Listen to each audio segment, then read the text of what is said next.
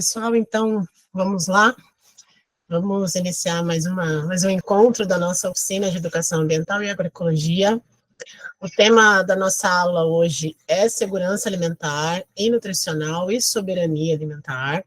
Então, o título é Soberania Alimentar e Segurança Alimentar no contexto da educação ambiental, conceituação dos termos, principais características e possíveis interfaces com a educação ambiental.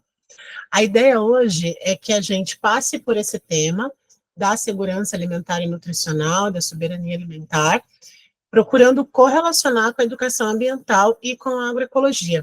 Vocês vão perceber que essas correlações elas vão ser muito próximas, elas vão ter total sentido, porque é a maneira como essa política vem sendo construída, com vários setores, com ampla participação social na construção dessa política de segurança alimentar e nutricional.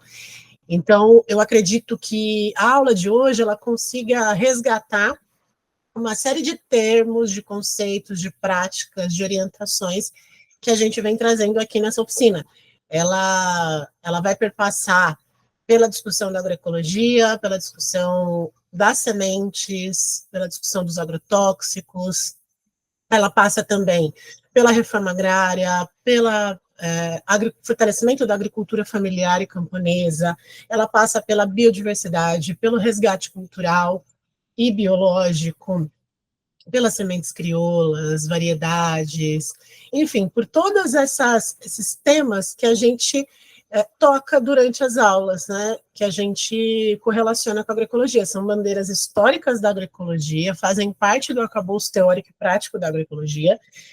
Nós vimos que é muito possível e é uma forma de se alcançar a educação ambiental através da agroecologia, porque a agroecologia se propõe a ser educadora, ela traz uma nova forma de entender a agricultura, de entender a pecuária, e por ela trazer essa nova forma, essa nova visão, ela requer processos educativos, porque a gente precisa reaprender, resgatar muitas vezes um conhecimento tradicional, reaprendê-lo para poder mudar de forma significativa a agricultura, a pecuária e também o próprio meio ambiente, compreendê-lo de uma outra forma, compreendê-lo como parte do processo, do nosso processo histórico como humanidade, entender que é necessário uma discussão de sustentabilidade dentro desse conceito de sustentável a médio e longo prazo, aquilo que permanece, aquilo que tem consistência,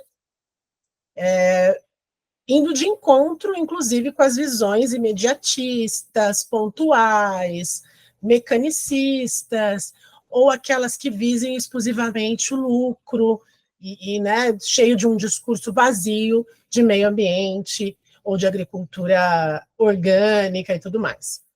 Então, a ideia é justamente essa, é a gente passar por todos esses temas, porque o debate da soberania alimentar e da segurança alimentar, ela vai trazer isso para a gente, ela vai alimentar ainda mais toda essa teoria, essa prática que a gente socializa aqui nessa oficina.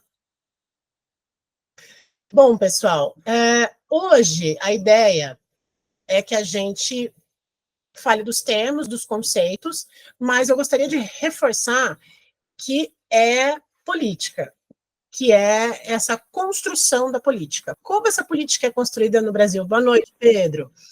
Como esse conceito, como essa política é construída e quem são esses sujeitos? É muito importante a gente ir por esse caminho, porque a gente começa a fazer as correlações necessárias. Então, a agroecologia, como a gente colocou aqui, ela se constitui num tripé, ela se fundamenta num tripé: conhecimento tradicional, ciência e movimento popular.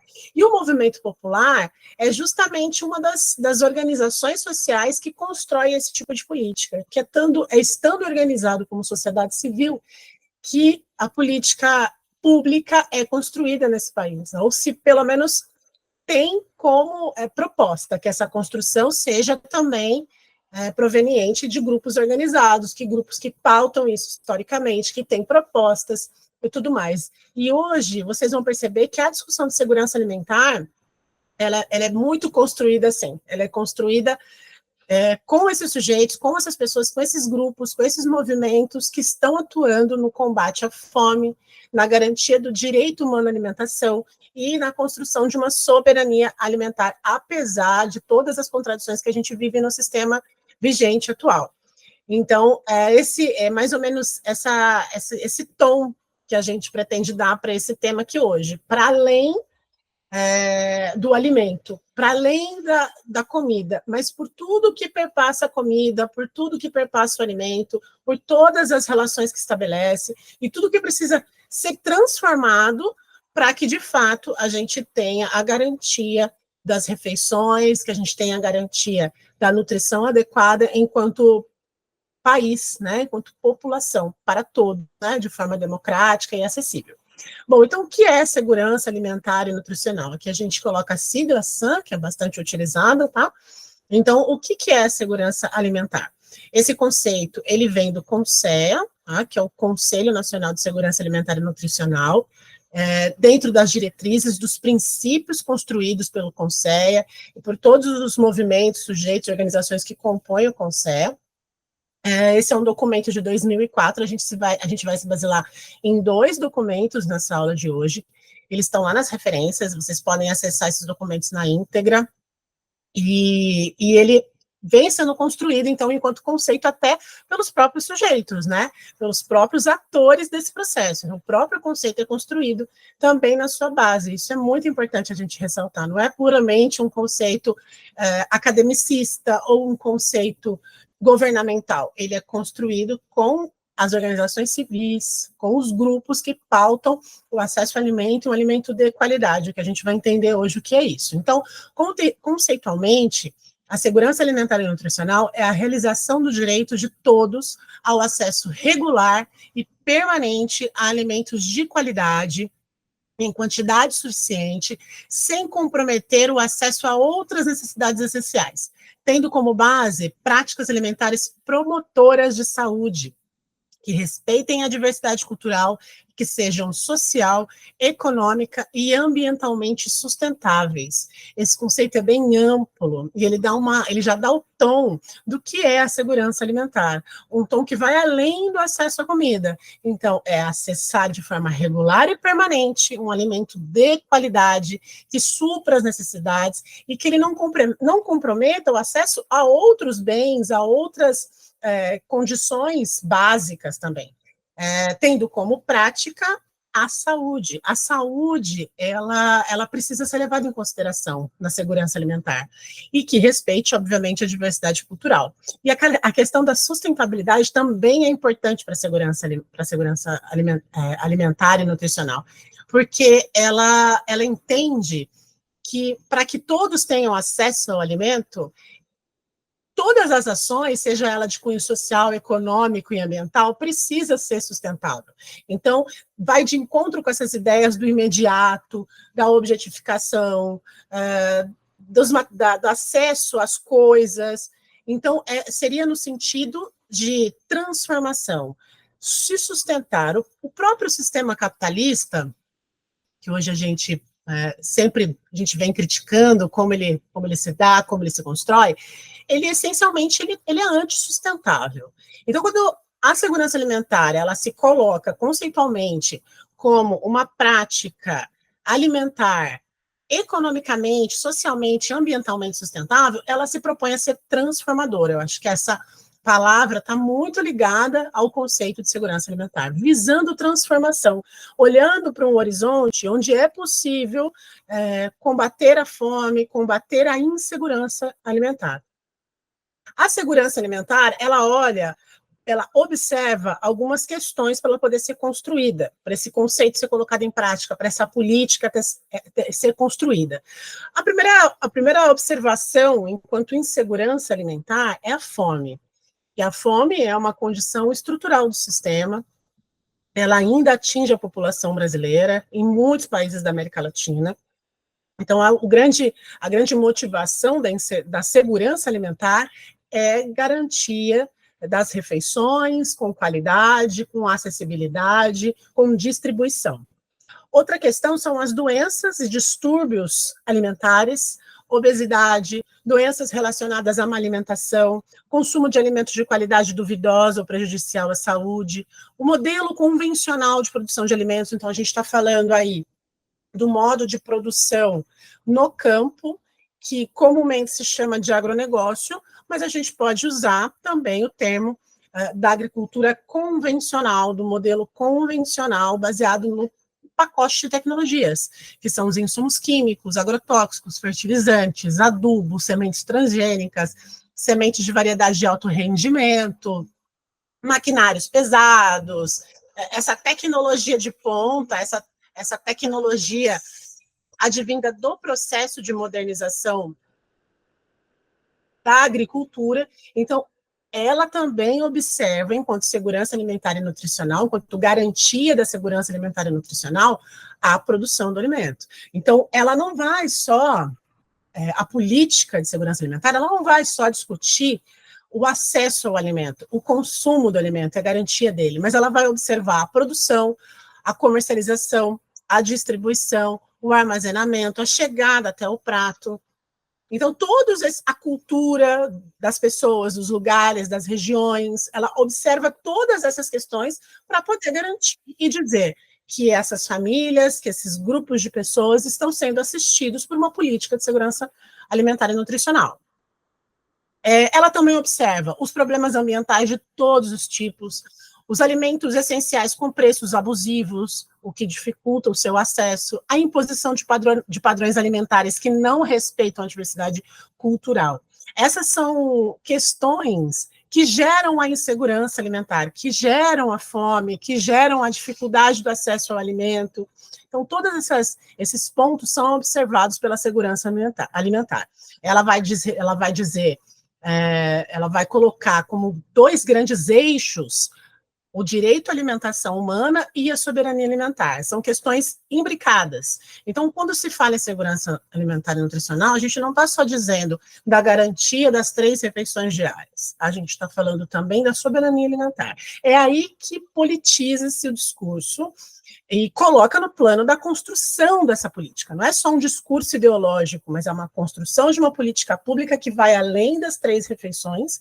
Ela é essencial, ela deve orientar, mas a soberania alimentar também, que vai abordar os temas que a gente disse no começo da aula, que vai abordar a agroecologia, que vai abordar a reforma agrária, as comunidades e populações indígenas, as comunidades tradicionais, vai abordar o uso de agrotóxicos, todos os problemas ambientais decorrentes disso. Então, essa é a soberania alimentar. Vai discutir as questões relativas ao comércio internacional, à dependência ao mercado externo, a importação e tudo mais. Então, a gente tem 2 grandes eixos. O direito humano à alimentação, que deve ser universal, indivisível, interdependente e diverso, e também a soberania alimentar.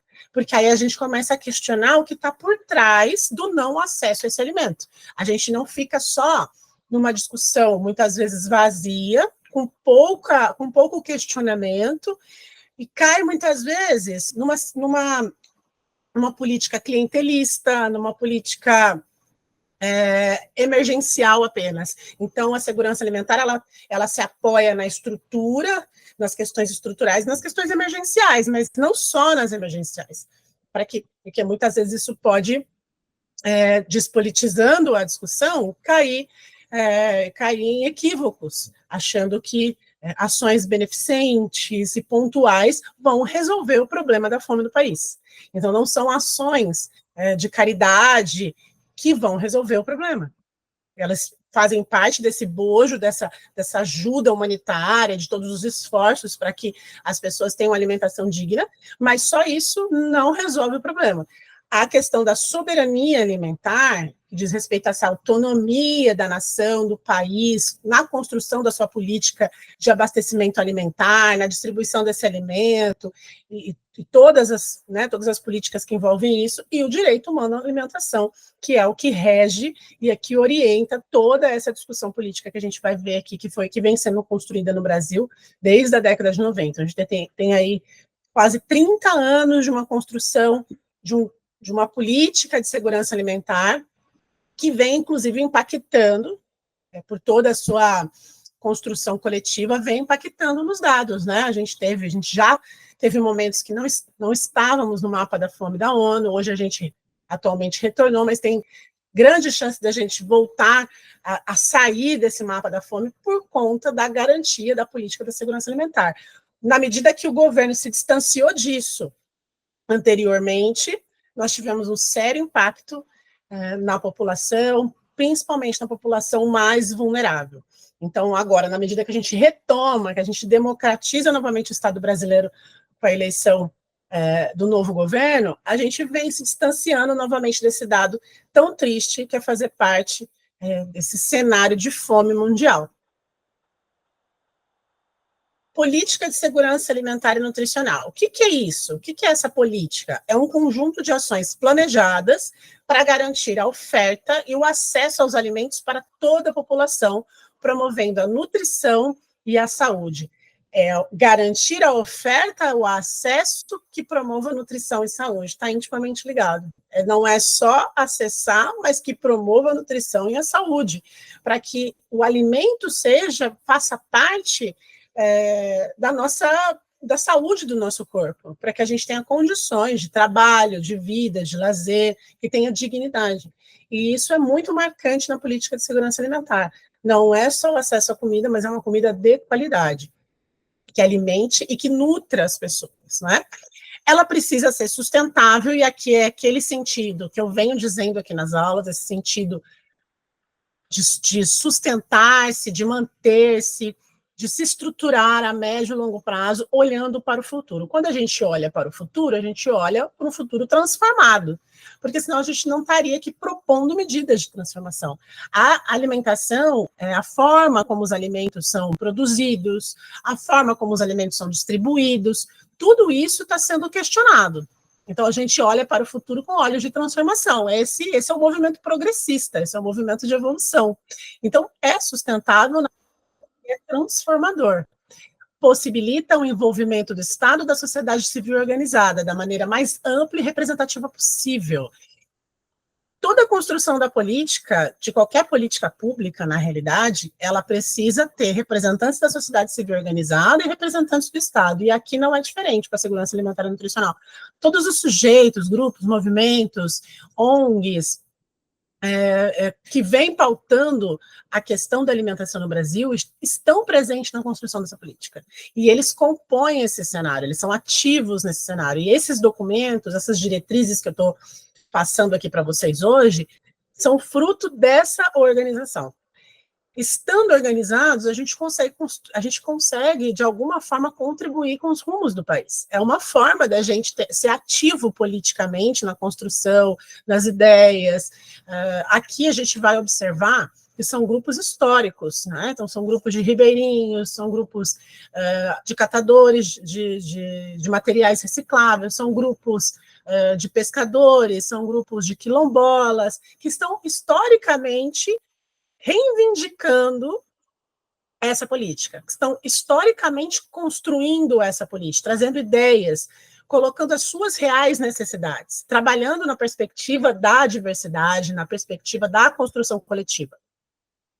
Então, ela precisa ser o quê? Essa política de segurança alimentar, ela tem que ter quais características? Ela tem que ser intersetorial, ou seja, ela tem que relacionar todos os setores da vida social, todos os setores que envolvem a assistência. Então, você vai ter relações com a saúde, com a moradia, com o lazer, com a educação. Todos esses temas eles precisam estar interligados para que a segurança alimentar aconteça, porque a gente está falando de uma necessidade básica, que é se alimentar e ter condições de realizar suas tarefas cotidianas, né? Ter condições de se desenvolver cognitivamente, desenvolver as suas habilidades físicas. Então, por isso, ela tem essa necessidade de ser intersetorial. As ações precisam ser conjuntas, precisa-se garantir a equidade e a justiça social. Não há como falar de acesso ao alimento, não tem como a gente falar de alimentação sem falar de distribuição justa, de justiça, de democracia. Articular o orçamento e a gestão para que o orçamento seja destinado de forma organizada, planejada, racionalizada, baseada em dados, em construção de muitas instituições que trabalham na área, para que a gente tenha qualidade nessa ação. Então, por isso a necessidade de articular o orçamento com uma boa gestão, porque muitas vezes tem-se um orçamento e ele se dilui e ele não consegue atingir as populações mais vulneráveis, são aquelas que mais precisam dessas políticas, na maioria das vezes emergenciais, porque apesar de que a segurança alimentar ela caminha por dois sentidos da política pública, que é o sentido estrutural e o sentido emergencial, a gente vê a prevalência do emergencial, né? A gente vê que são questões que precisam ser resolvidas e as pessoas precisam serem reparadas, né? Essas pessoas estão nessa situação, porque são mais afetadas por N problemas, né? A gente vê as pessoas que são mais afetadas, a cor da sua pele, a sua renda, você consegue, a partir de dados, identificar quem são os grupos. Então, por isso, há necessidade dessa articulação do orçamento com a gestão e com a vontade política. A vontade política é muito importante. Os grupos políticos articulados para que isso realmente aconteça. Então, abranger e articular questões de estrutura e de emergência, para que não fique uma política unicamente de apagar o fogo, mas que a gente consiga, e a gente fala aqui em terceira pessoa, porque nós estamos construindo a agroecologia, então a gente entende que é necessário que a agroecologia não caia nesse comum, né, de elitizar e de restringir, de que poucas pessoas têm acesso, né, um grupo seleto tem acesso a uma alimentação de qualidade, orgânica, livre de transgênicos, enquanto a maioria da população mal tem acesso à comida todos os dias garantido, né, que tem essa segurança. Então, nós temos que nos colocar em terceira pessoa, porque queremos construir essa política, queremos efetivar essa política, seja via participação efetiva nos movimentos, ou como professores. Eu acredito que a profissão, ser professor e professora nos possibilita transmitir esse conhecimento, construir esse conhecimento via currículo, para que essas ideias e essa compreensão da sociedade, ela se amplie, porque muitas vezes a gente não tem essa compreensão, né? A maioria das pessoas não tem a compreensão de como as coisas são construídas e como elas podem participar.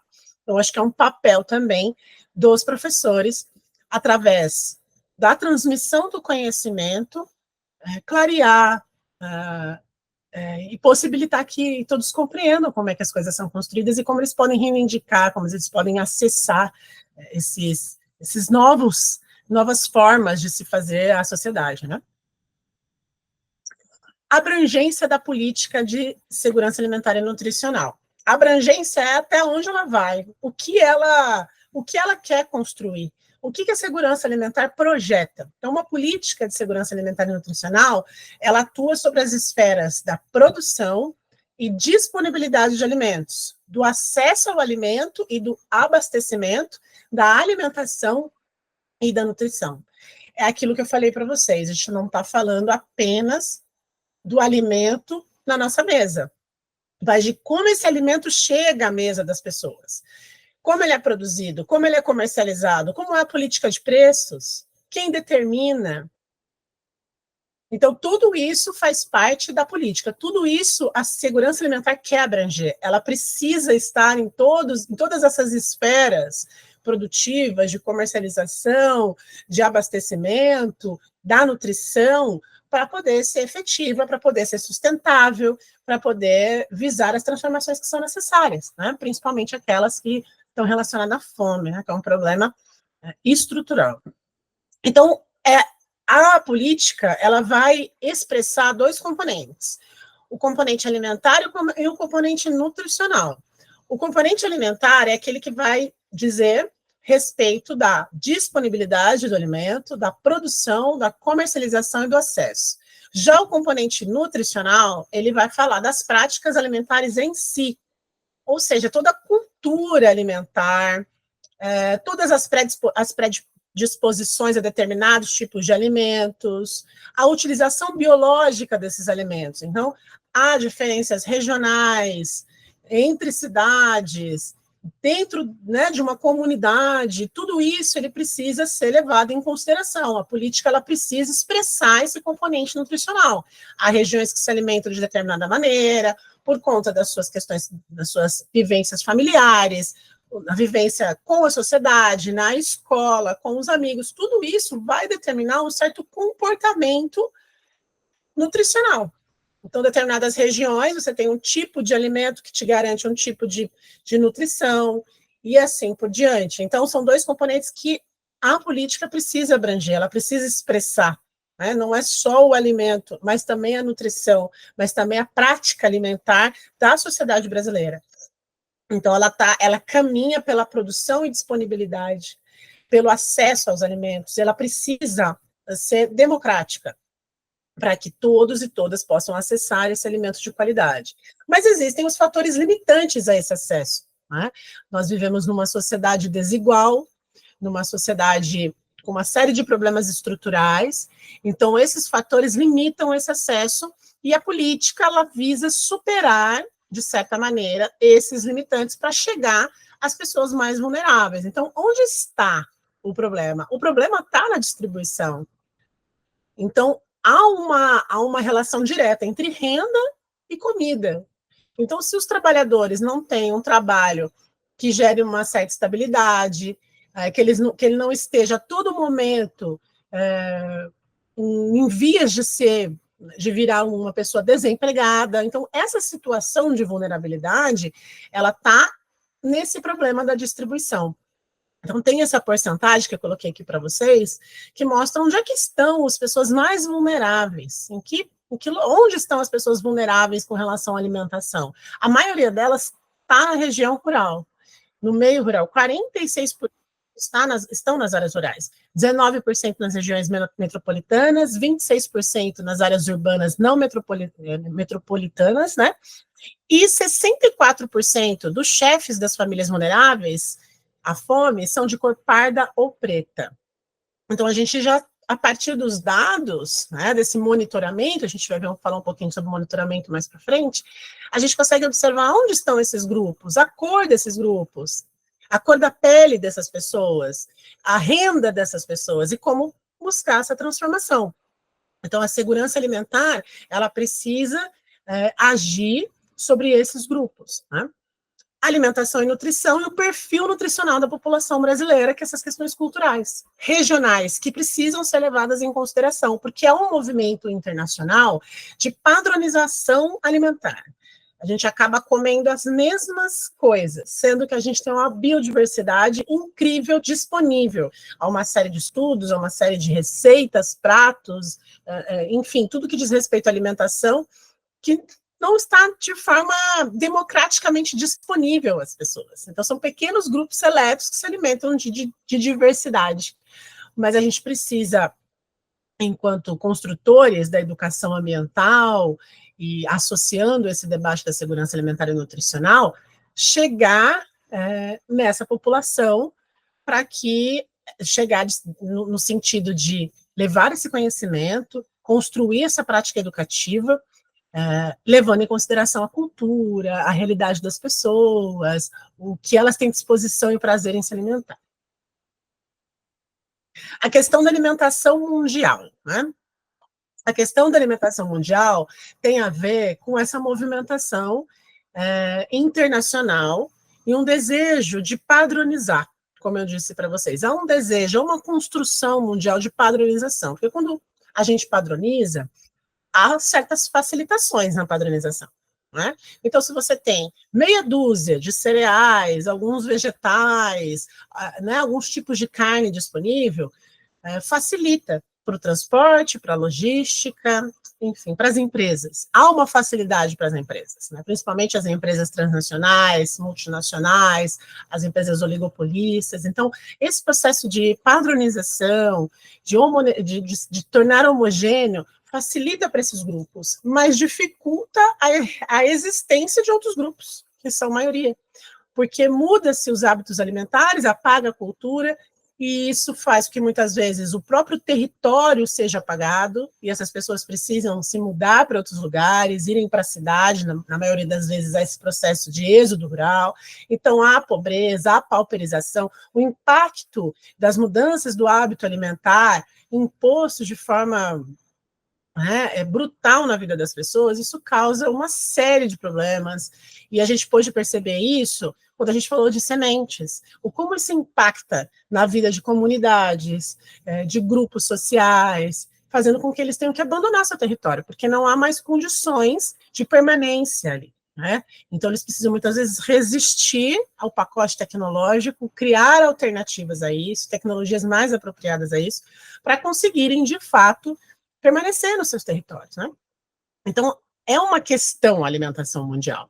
Então, a gente tem a produção agrícola, baseada no pacote tecnológico, no uso de insumos externos à propriedade, insumos químicos, agrotóxicos, sementes transgênicas, todo esse pacote que vem da Revolução Verde, como a gente viu na aula de agroecologia, e isso já diz muito sobre o nosso alimento, isso indica uma alimentação contaminada, uma alimentação desnutrida, né, de pouco aporte de nutrientes.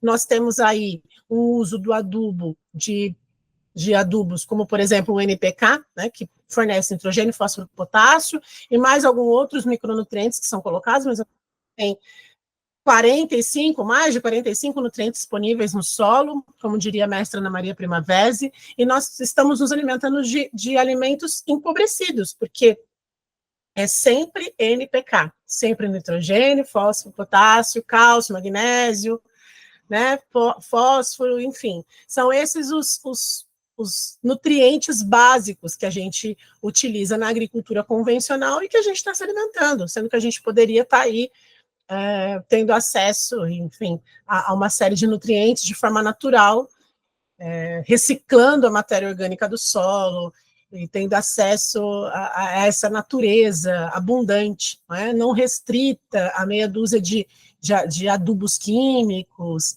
enfim, e também dos próprios alimentos, né, que a gente consome basicamente milho, trigo, soja, que é o que compõe a base da alimentação mundial.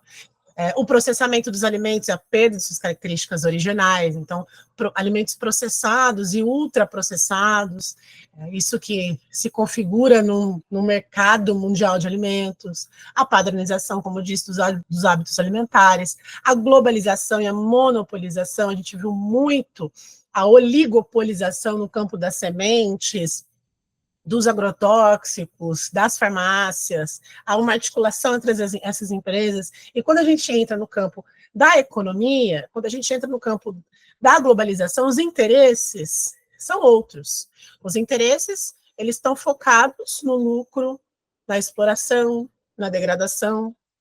E a segurança alimentar e nutricional, que a gente vem construindo no Brasil, através de todo esse aparato, esses grupos, de toda essa discussão, essa construção de política, ela vai de encontro a isso. Em primeiro lugar, o alimento como essência da vida, o alimento como provedor, o alimento como sanador, como possibilidade de cura, e aí entram as plantas medicinais, entram, né, a diversidade com as frutíferas, para que a gente possa estar mais conectado com a nossa realidade, com os nossos biomas, né, com as frutas de época, com a sazonalidade. Isso impacta na saúde do nosso corpo físico, né, e do nosso mental, do nosso emocional. Ter a garantia da alimentação diária, ela contribui para que a gente fique bem, porque a gente pode imaginar como mas não chega nem perto do que é na realidade, de pessoas que estão nessa situação de vulnerabilidade. Você não ter certeza se você vai conseguir alimentar seus filhos naquela hora, naquele momento, e o que você precisa fazer para isso ser concretizado, todas as ações que você precisa fazer. Então, os problemas da globalização, há problemas na globalização. Ela traz a padronização dos hábitos e todas as mudanças que muitas vezes são negativas, principalmente para as populações que estão em situação de pobreza. Os impactos socioculturais, as mudanças, né, como eu disse, você tem não só a padronização dos hábitos alimentares, mas de todos os hábitos. O consumo passou a ser uma nova cultura, é a cultura do consumo. não há um resgate, né? Não há um olhar para as questões da cultura tradicional e do resgate do saber popular, a despeito da agroecologia, da segurança alimentar, das políticas que vêm sendo construídas, mas de modo geral, de modo hegemônico, o que a gente vê é o contrário, é a destruição desses saberes, a negação, é colocar o conhecimento popular abaixo do conhecimento científico, né, como se fossem conhecimentos inferiores, mas na realidade são conhecimentos onde a ciência se nutre, esse conhecimento empírico, a riqueza que muitos sujeitos, que muitos atores sociais podem prover, podem ser base do desenvolvimento científico. Então, esse é o impacto socioambiental que a gente fala. Então, o comércio internacional como provedor dessa segurança alimentar, né, e a gente fica com esse questionamento. Há um movimento internacional de que o comércio ele possa garantir isso. Quando a gente traz a perspectiva de um comércio internacional, isso ele vai para o campo do interesse do comércio, que é o lucro, que é a mercantilização das coisas, da comida, da saúde. A gente vive esse processo de mercantilização, né? Tudo vira mercadoria. Tudo é uma mercadoria, inclusive o próprio alimento. Então, quando ele passa a ser regido por leis do comércio internacional, todas essas questões que a gente vem falando aqui, elas ficam comprometidas.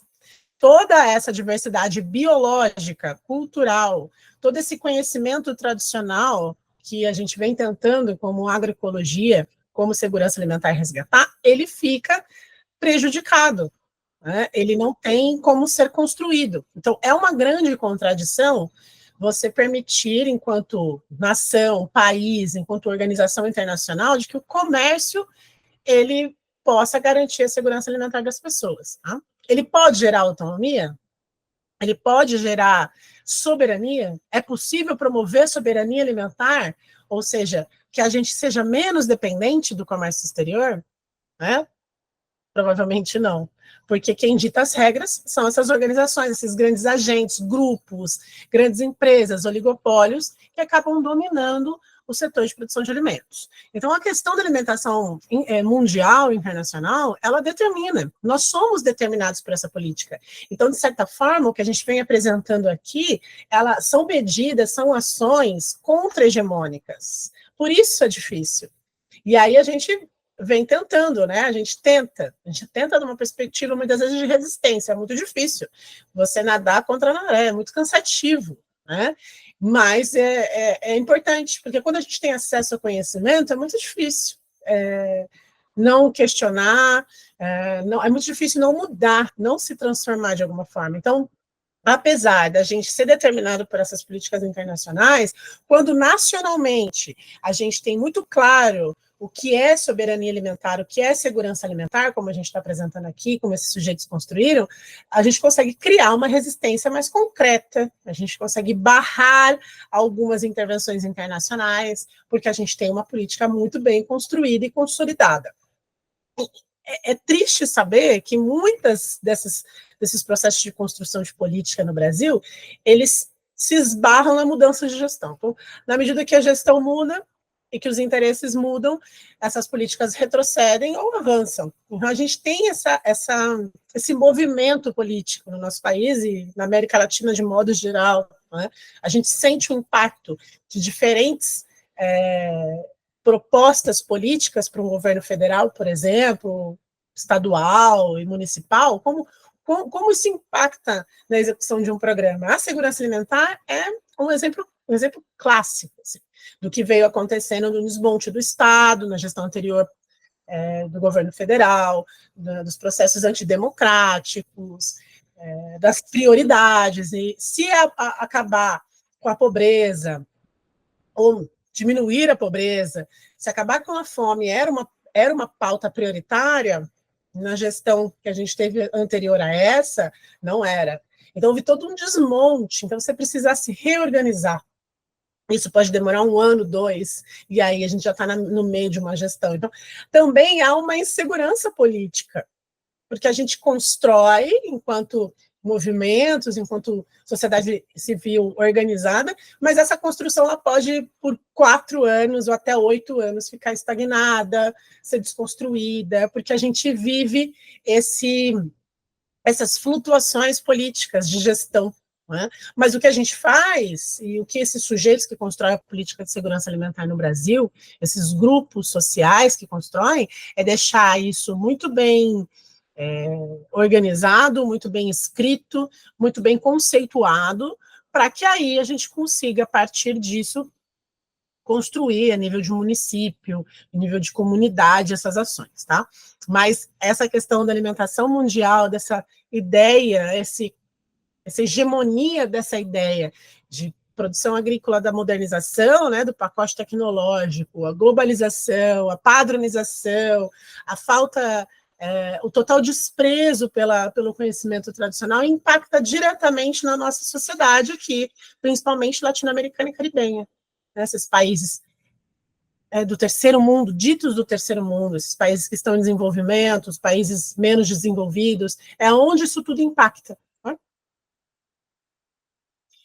Com relações à segurança alimentar e nutricional, como eu disse no começo da aula, a segurança alimentar, ela consegue resgatar tudo que a gente vem discutindo aqui, ela consegue fazer todas as correlações de transformação na minha avaliação, ela consegue trazer todos os debates importantes da atualidade, inclusive da educação ambiental, porque a educação ambiental é isso, é tudo, né? É tudo, é toda a relação societária, é toda a relação com o meio ambiente. Então, ela vai se relacionar com a reforma agrária, com os povos indígenas, com as comunidades quilombolas, com os agricultores familiares, com os agroextrativistas, com as comunidades agroextrativistas. Então, a gente vai para o campo de discussão de manutenção, de preservação do recurso genético. A segurança alimentar, ela vai questionar a transgenia. Por que ela faz esses questionamentos? Vamos lembrar da aula de sementes, né? Porque a semente é o nosso germoplasma, onde está todo o material genético. Ele é muito importante para a manutenção da vida. Ter controle sobre o material genético é uma disputa. É uma disputa entre os guardiões e entre as empresas. Quem são os guardiões?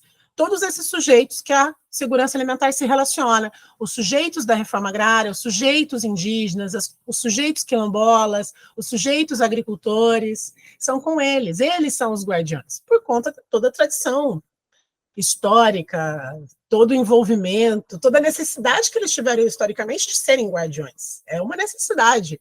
Quando a gente mostrou aquele vídeo para vocês, né, do banco de sementes, principalmente no semiárido brasileiro, as sementes da paixão, e tem um relato de um senhor, de um agricultor, era uma necessidade guardar a semente, porque se você não guarda a semente, você não vai ter onde comprar.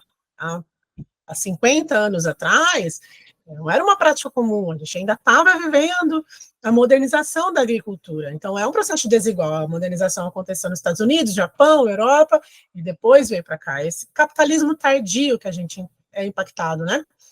Então era uma necessidade, e que bom que era, né, que tinha essa necessidade de guardar, de conservar a genética, mesmo sem ter essas terminologias, mas de entendendo bem precioso o que é a semente. Então, você olha para a semente não como uma mercadoria, como algo passível de lucro, de exploração, mas como a base de uma sociedade, a base de vida no planeta. Né? Então, você tem outros olhares, outras visões. Então, a segurança alimentar, ela vai beber dessa fonte. Ela vai dizer, olha, não dá para a gente se basear numa alimentação pautada em transgênicos. Não dá para a gente não olhar para os bancos germoplasmas populares, onde estão os materiais genéticos tradicionais, variedades que a gente nunca viu e provavelmente nem verá, que ficam ali naquelas comunidades, enquanto a maioria da população está comendo sempre as mesmas espécies.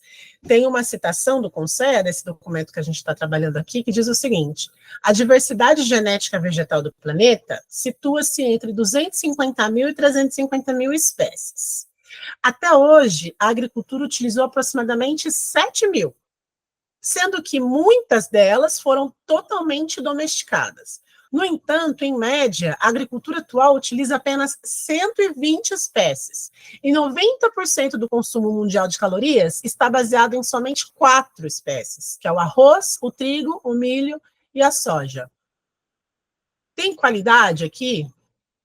Qualidade pressupõe diversidade, né? Pressupõe variedades, pressupõe uma série de nutrientes, de acesso. E a gente está comendo ainda um arroz, um trigo, um milho e soja que está baseado no pacote tecnológico, que está recebendo NPK, que está recebendo glifosato, que está recebendo uma série de agrotóxicos. Então, além da gente ter uma base estreita, pouco diversa, baseada em 4 espécies, com algumas variações, né, pessoal? A gente tem algumas variações, mas a base, inclusive dos produtos processados, se a gente for olhar os produtos processados, empacotados, esses produtos de supermercado, a maioria é feito de soja.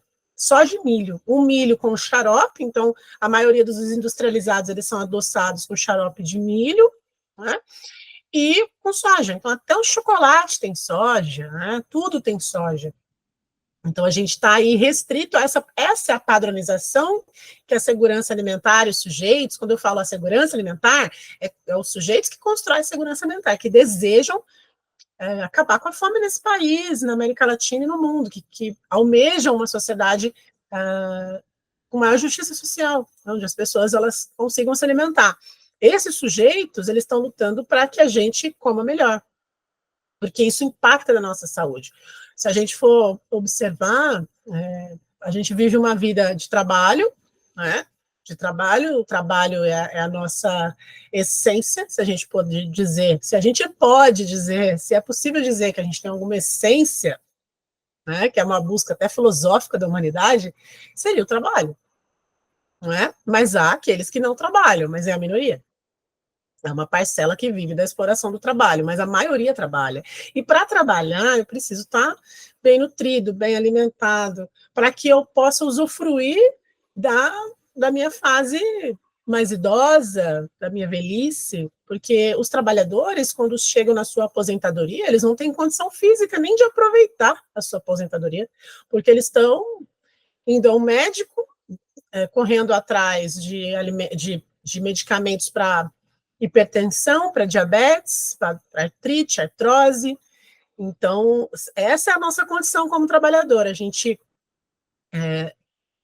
dá o nosso trabalho, muito, porque é praticamente dado, né, visto o que a exploração significa.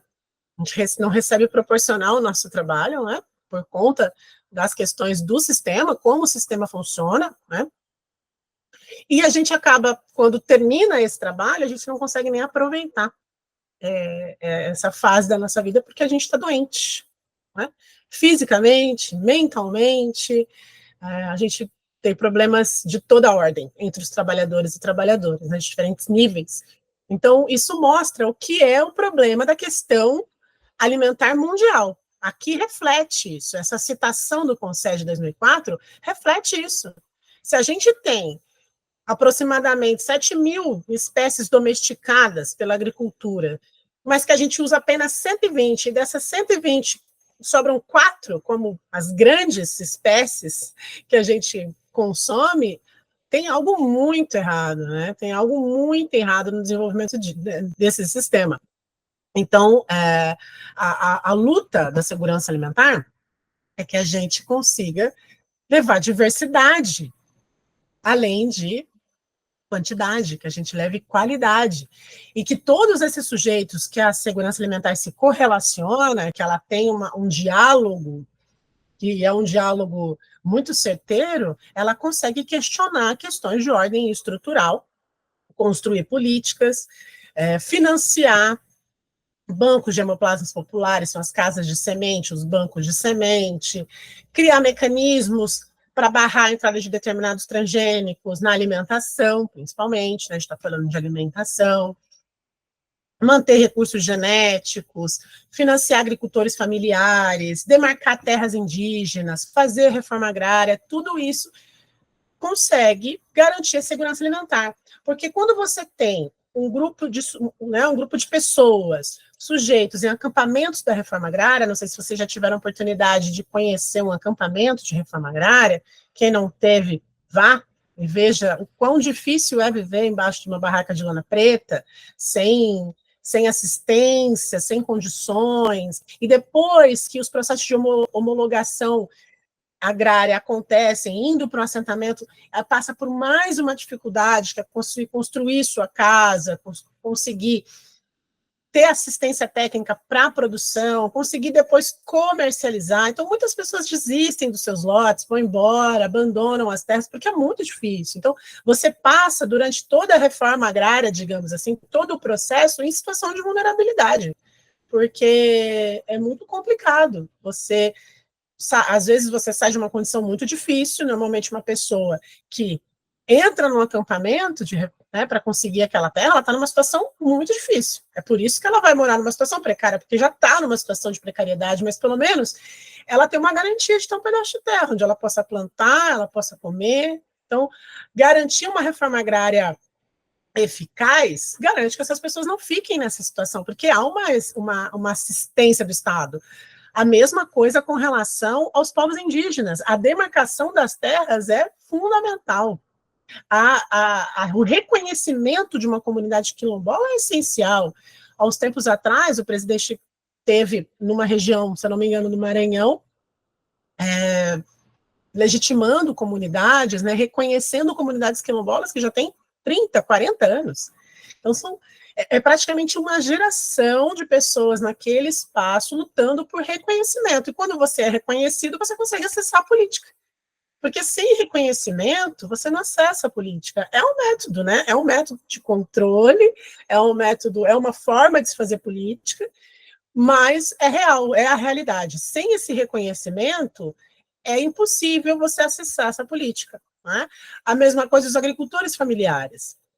Nós aqui, né, falando da nossa experiência aqui nos Trabalhadores de Gaia, e a gente se identifica como agricultor familiar, porque a gente não tem contratação de mão de obra, é uma das questões, né? Uma das características do agricultor familiar é que ele não contrata, ele faz, às vezes, troca de trabalho, né? É uma questão pontual, mas não há uma contratação de mão de obra, né? Um funcionário, então esse é um agricultor familiar. Geralmente é a mão de obra da família, que realiza o trabalho na propriedade. Então, imaginem como isso dificulta, porque você precisa de mão de obra. Né? Então, se você tem a família que vai determinar a sua força de trabalho.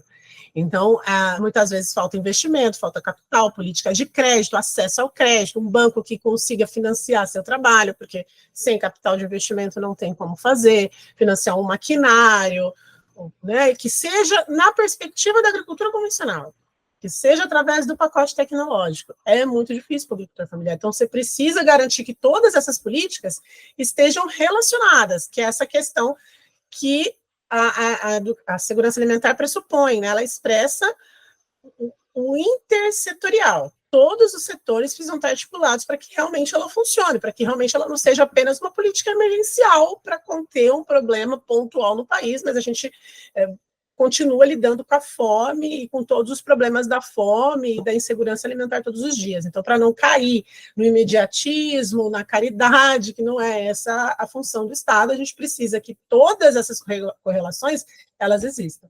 E aí eu destaquei aqui a educação ambiental. A gente consegue, com a nossa prática profissional, como professores, ou futuros professores e professoras, inserir essa discussão no nosso currículo, na nossa disciplina, nas nossas atividades extracurriculares. Ela precisa estar presente, porque aí os estudantes conseguem fazer conseguem construir esse pensamento crítico. É isso que a gente discute, a educação ambiental crítico-emancipadora.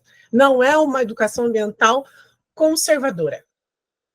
É uma educação ambiental que olha para frente, que quer ver transformação. Sistemas agroecológicos. É aí que entra a agroecologia. É aí que aqui a gente vai tratar dessa correlação, porque esse é o nosso foco aqui, é falar de agroecologia, é trazer a agroecologia como ciência, como movimento, como conhecimento tradicional. Existem, como vocês puderam ver nas outras aulas, uma série de abordagens, de práticas, de técnicas, mas aqui a gente gosta de trabalhar com esse conceito maior de agroecologia. para que a gente não caia em equívocos metodológicos ou se paute uma técnica melhor que outra técnica. Será que a permacultura é melhor que a agrofloresta? Será que a agricultura natural é melhor que a agricultura sintrópica?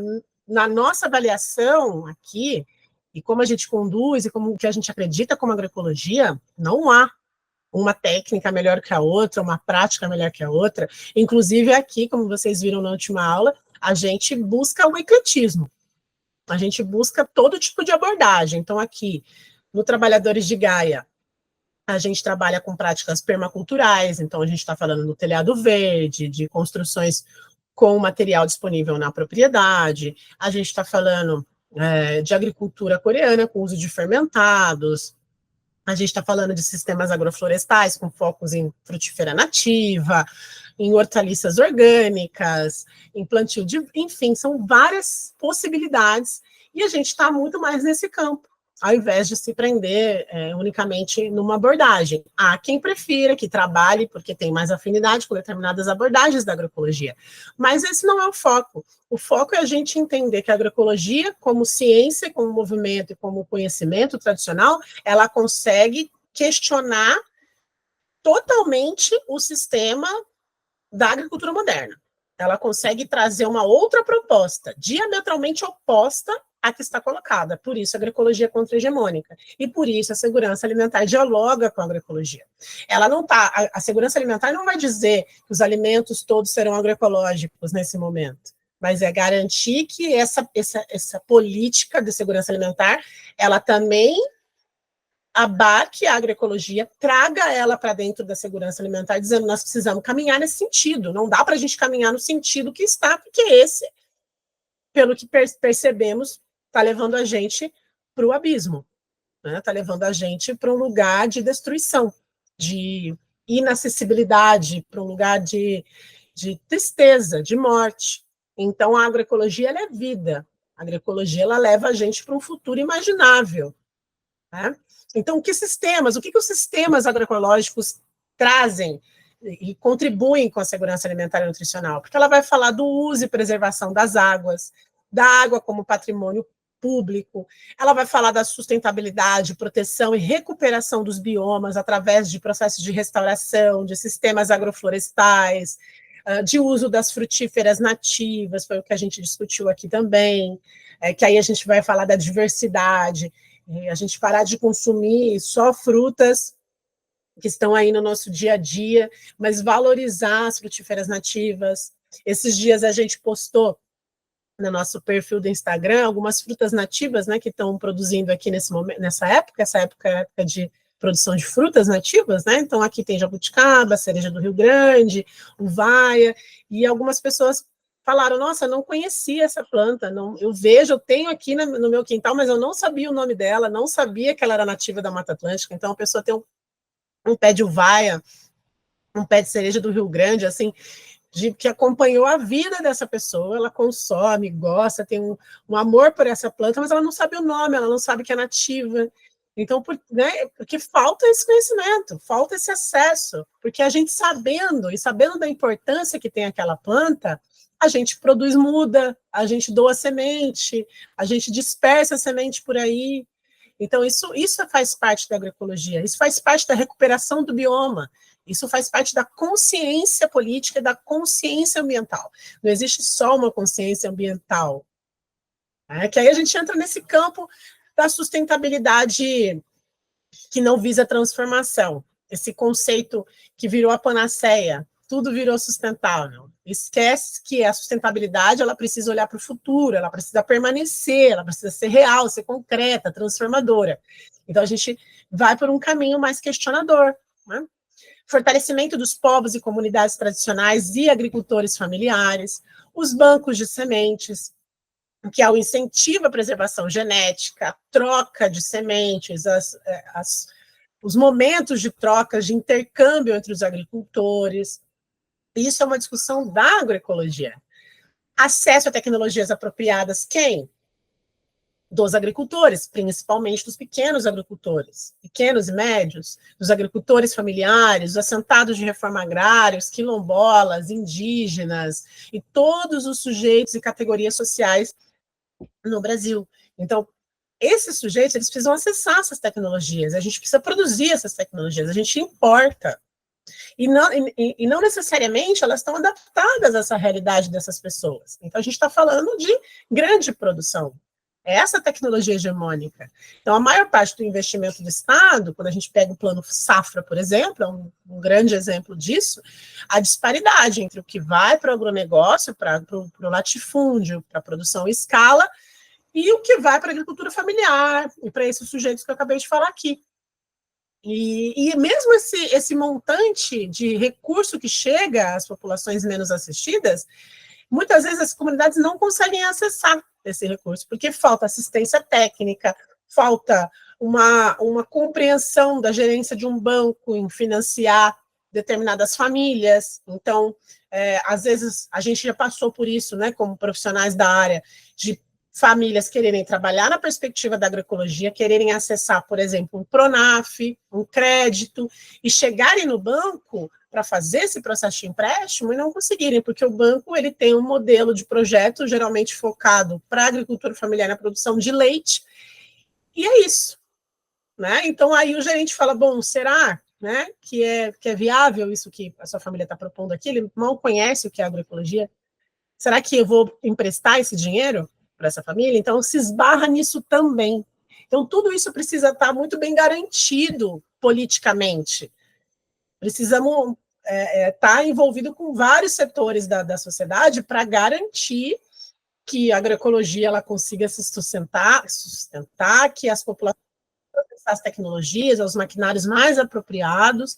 Hoje já há uma perspectiva de transferência de tecnologia chinesa para maquinários aqui no Brasil, maquinários menores, mais adaptados à pequena agricultura, como acontece na China, mas isso agora. Agora os convênios estão sendo assinados, as tecnologias estão chegando, tem alguns maquinários, pequenos maquinários sendo testados em alguns assentamentos de reforma agrária, mas é pequeno perto da necessidade de acesso a essas tecnologias para que realmente a agricultura familiar camponesa consiga produzir, consiga ter essa segurança, porque, como eu falei para vocês, a maioria da população que está em insegurança alimentar está no meio rural.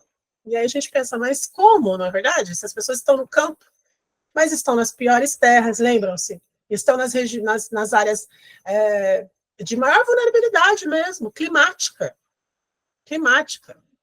Então, estão sofrendo muito mais as mudanças climáticas por estarem em situações vulneráveis. Então, eles estão à mercê dos pacotes tecnológicos, investindo em programas, em práticas, em materiais que muitas vezes levam ao insucesso, porque não estão conectadas com a realidade desse agricultor e dessa agricultora.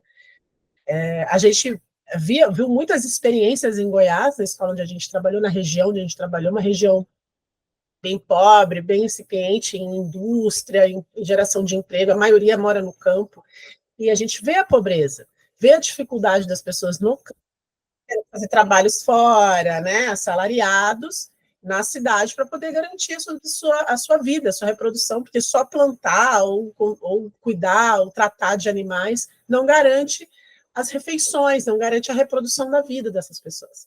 Porque tem todo um contexto, toda uma dificuldade de acesso, falta de tecnologia, falta de assistência técnica, de extensão. Isso reflete na cidade também. Como eu disse, assistência técnica coerente com a realidade social e a preservação da biodiversidade cultural, né, e a diversidade biológica. Né? Então, são questões que não se dissociam. Né? E aí, a chegada do alimento até a mesa. Como a gente falou, a segurança alimentar, ela não está falando apenas do alimento, do momento do alimento, né, da alimentação, no sentido da ingestão de nutrientes, né, do acesso à comida, mas também de como isso chega até a mesa. A questão do abastecimento, o acesso ao alimento de forma democrática. Isso é uma pauta da segurança alimentar. Esse alimento precisa chegar de forma democrática, chegar com qualidade na mesa das pessoas. Então, tem todo um processo e todo um caminho para ele chegar até ali, para garantir segurança, para garantir para que esses alimentos não cheguem contaminados. e toda, né, toda a construção disso. Padrões de consumo associados aos grandes agentes produtivos e comerciais, então, esse processo de distribuição está atrelado aos agentes produtivos e comerciais, por isso a crítica ao domínio do comércio internacional sobre a segurança alimentar planetária, porque se a gente está falando de comércio, a gente está falando de empresa, está falando de empresa, está falando de lucro, então o interesse maior não é a vida, nem a reprodução dela, em sim o lucro e a vida de pequenos grupos, pequenas famílias, né? Pequenas no sentido de poucas, né? Que não são maioria. Então, esses padrões de consumo, isso ele acaba predominando. Então, você tem aí, que chega na mesa são 4 espécies e uma carne, 2, 3 tipos de animais. A necessidade de estimular as conexões entre o abastecimento alimentar e a produção local. Implementar ações de agricultura urbana. E aí a gente falta naquela aula de agricultura urbana. Há dados indicando que muito da nossa alimentação vem da agricultura urbana e periurbana. Em alguns países asiáticos e africanos, mais de 50% de alimentos frescos e ovos vêm da agricultura urbana e periurbana. Isso faz a conexão necessária entre a comida, o caminho da comida, o abastecimento e a produção local. Isso é um ponto positivo, é uma construção que se deseja, fazer essas conexões, implementar ações de agricultura urbana, porque aí a gente está falando de geração de emprego, a gente está falando de melhoria na qualidade de vida na cidade, a gente está falando de uma integração da agricultura a um sistema urbano, e toda a sua dinâmica, a proximidade do mercado consumidor, e tudo o que a agricultura urbana tem de positivo, como a gente discutiu na última aula. Então, a segurança alimentar, ela também, nesse processo de abastecimento, ela olha para a agricultura urbana, ela fala, essa prática, essa abordagem, na maioria das vezes aqui no Brasil, agroecológica, ela precisa ser foco das ações, para que a gente consiga garantir aí que esse alimento chegue a todas as pessoas ou aos grupos ditos prioritários também, né? Que aí a gente está falando de uma política emergencial, a identificação dos grupos prioritários e como chegar até esses grupos, né? Então, a agricultura urbana ela tem um peso muito grande nisso. Ela contribui para que se cheguem nas pessoas de forma mais eficaz, né? Fortalecer a agricultura familiar, como eu venho dizendo, fortalecendo a agricultura familiar, criando política pública específica, políticas de crédito, formas de acesso à educação, de escolas rurais e até mesmo universidades rurais, facilita a permanência da juventude. Há um grande processo, o êxodo continua, né? Há o processo de êxodo rural, a juventude sai do campo, ela não tem perspectiva nenhuma de trabalho no campo, nem mesmo fora da propriedade, nem dentro da propriedade. Todo o trabalho que eu venho desenvolvendo de pesquisa, de trabalho em educação do campo, com agroecologia, com cursos técnicos, né? Em escolas como a escola que nós trabalhamos, que é a escola que foca na pedagogia da alternância, uma série de metodologias ativas e de desenvolvimento rural, elas visam a permanência do jovem no campo, porque a ideia de que o jovem ele precisa ter formação, ele precisa ter acesso à educação de qualidade, mecanismos de conhecimento sobre isso, para que ele consiga desenvolver a propriedade de onde ele vem, que ele consiga produzir, comercializar, gerar renda, constituir sua família, sem abandonar essa terra e ir para a cidade. E aí, provavelmente, esse abandono, ele vai agudizar a pobreza, porque aí ele vai para os lugares mais periféricos, para trabalhos mais precários, provavelmente ele não vai dar sequência nos seus estudos. Há, claro, jovens que têm sucesso, mas não é a maioria. A gente trabalha nessa perspectiva, para que todos possam ter esse acesso, né? Para que todos possam conseguir melhorar e ter dignidade na vida. Então, o fortalecimento da agricultura familiar também diz respeito à permanência desse jovem, dessa criança, as condições para o desenvolvimento da infância. Isso tudo tem a ver com o fortalecimento da agricultura familiar, que são as pessoas mais vulneráveis em relação à fome, né? As populações rurais. E às vezes que muitas vezes nem trabalham com agricultura, são assalariados. A segurança alimentar e nutricional aparece, então, como uma estratégia no abastecimento alimentar. Para abastecer, para chegar na mesa de todos e todas brasileiras, a segurança alimentar se apresenta como uma política que melhor conduz nesse processo. Aí a gente tem a vigilância alimentar e nutricional, que é esse processo de monitoramento, análise, divulgação dos dados, as informações sobre produção, comercialização, acesso à utilização biológica dos alimentos, né, essa questão cultural, regional, sazonal, as preferências, gostos, e tudo que compõe a diversidade do perfil nutricional do brasileiro. Então, há também, além da política, a construção da política, há também a vigilância, para que a gente consiga monitorar esse processo de monitoramento do Estado. Então, a vigilância alimentar e nutricional, ela é a base para a tomada de decisão, para construir política pública eficaz, orientações, avalia impactos, contribui para a intersetorialidade, identifica grupos de riscos e pessoas mais vulneráveis, acompanha ações escolares identificando crianças com atendimento prioritário, elemento-chave para alcançar o direito à alimentação.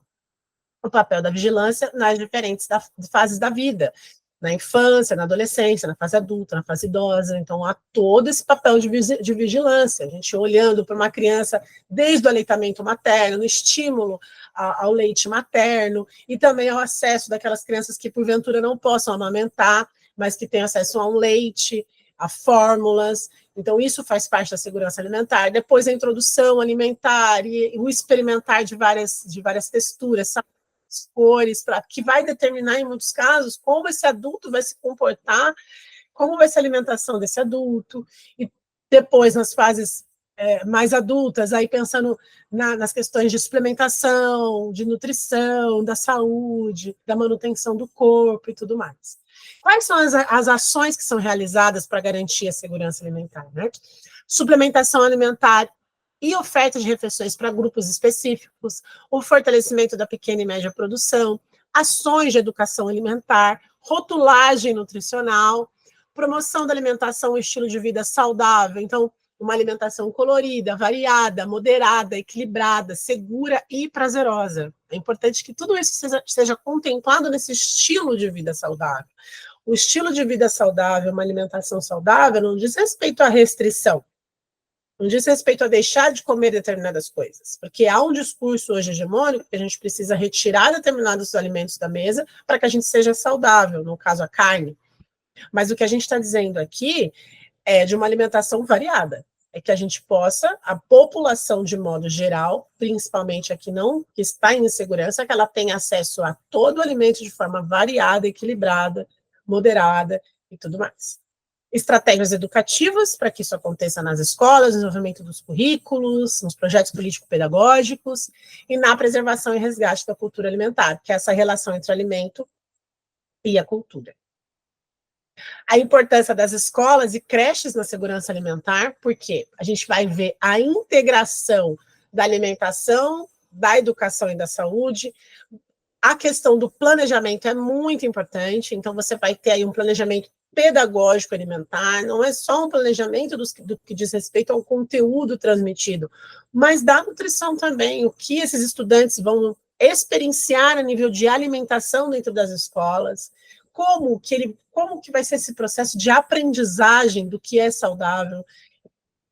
Todas aquelas práticas que a gente vem discutindo aqui para serem realizadas dentro das escolas, realizando práticas agroecológicas de horticultura, de jardinagem comestível, agricultura urbana, tudo isso, toda essa compreensão faz parte desse planejamento estratégico das escolas e das creches para aproximar essas crianças, esses sujeitos, integrar a discussão toda para que faça um sentido e que a gente consiga, de fato, fazer a educação alimentar, né? Fazer acontecer. Então, educação ambiental e educação alimentar são dois temas imbricados, porque aí a gente discute riscos à saúde, direito de decidir e escolher. Muitas vezes a gente acha que está escolhendo, que está decidindo, mas não estamos. A gente está sendo só alvo e reproduzindo ações, reproduzindo gostos, reproduzindo escolhas de outros grupos, a gente não tem nenhuma consciência sobre isso.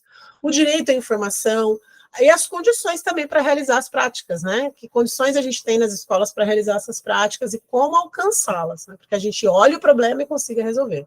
O PNAE, que é uma outra ação que acontece, né? Que é o Programa Nacional de Alimentação Escolar. O PNAE existe desde a década de 50, mas ele vem avançando, vem evoluindo, e hoje ele está sob domínio do município. Essa compra, a compra institucional que leva esse alimento da agricultura familiar para dentro das escolas. Então, a gente consegue, aí, através do PNAE, do PA, que é o Programa de Aquisição de Alimentos, dar maior suporte para os agricultores, para que eles tenham essa garantia de compra e que esse alimento melhor em qualidade nutricional, consiga chegar nas escolas, nas creches, nos hospitais, né, via compras institucionais. Então, a escola e a creche, ela tem esse papel fundamental na garantia da segurança alimentar.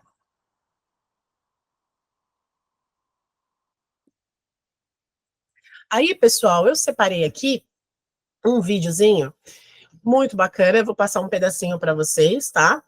Que chama-se Muito Além do Peso. Não sei se alguém aqui já viu esse vídeo, é um vídeo até, né? Mas ele é muito esclarecedor e vai tratar das questões de distúrbios alimentares, obesidade infantil e também da falta de conhecimento sobre os alimentos, né? O quanto as nossas crianças estão distantes do conhecimento da alimentação, dos vegetais, e o que faz parte da rotina dessas crianças, e quanto isso pode impactar na vida adulta. Então, eu vou passar um trechinho aqui para vocês.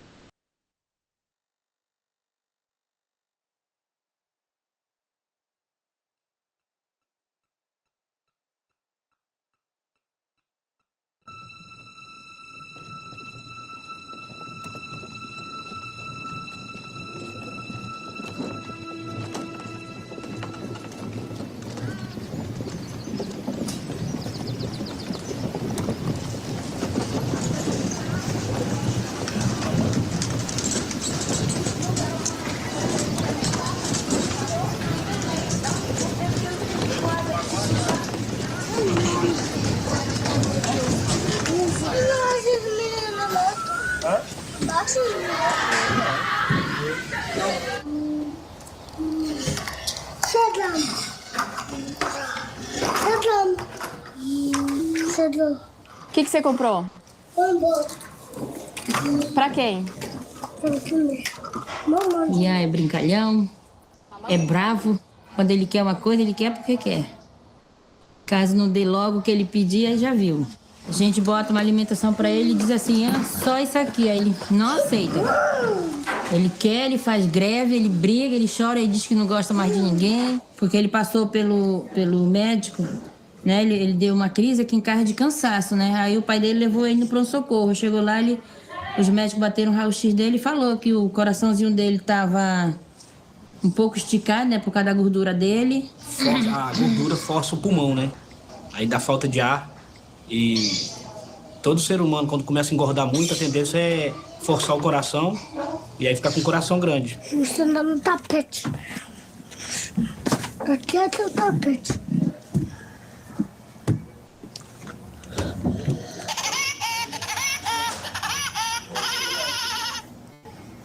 A mãe dele morreu. Por quê? Porque sempre eles matou ela. A mãe dele. Tá guardado lá na caixinha.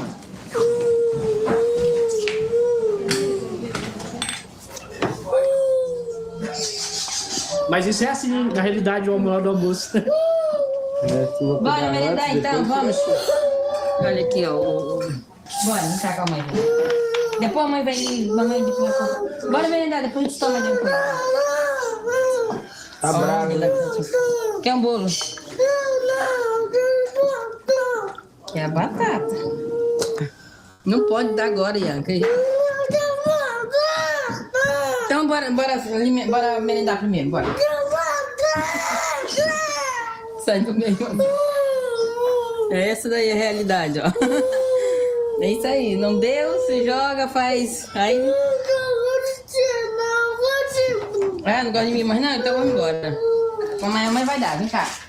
Limpa essa lágrima aí, rapaz. Vem cá. Tira a roupa da boca, tira. Dá um pai, meu filho. Olha aí, ó.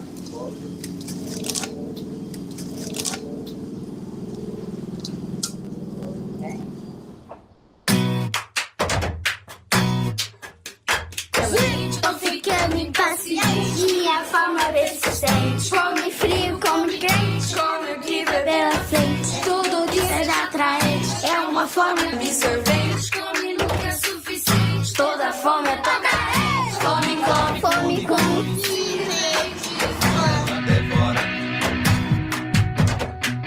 Se for cultura, ela tritura, ela tritura. Se vem é uma cantiga, ela mastiga, ela mastiga. É então faz tudo, só deglude, só deglude. E se for gente, tô ficando impaciente. Se faz falta na vida, me fome, fome, fome, fome.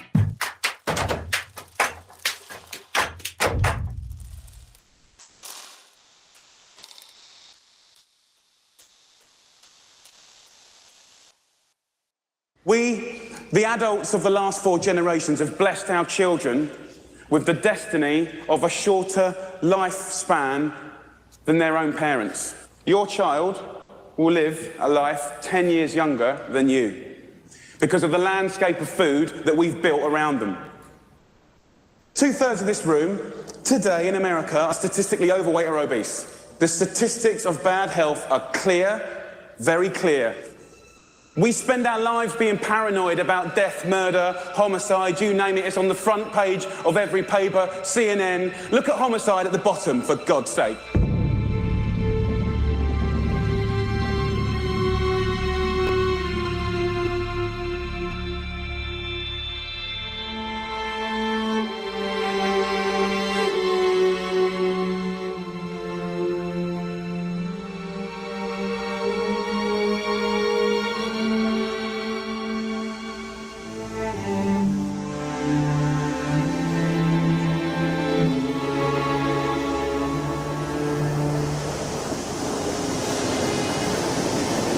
O que é isso daqui?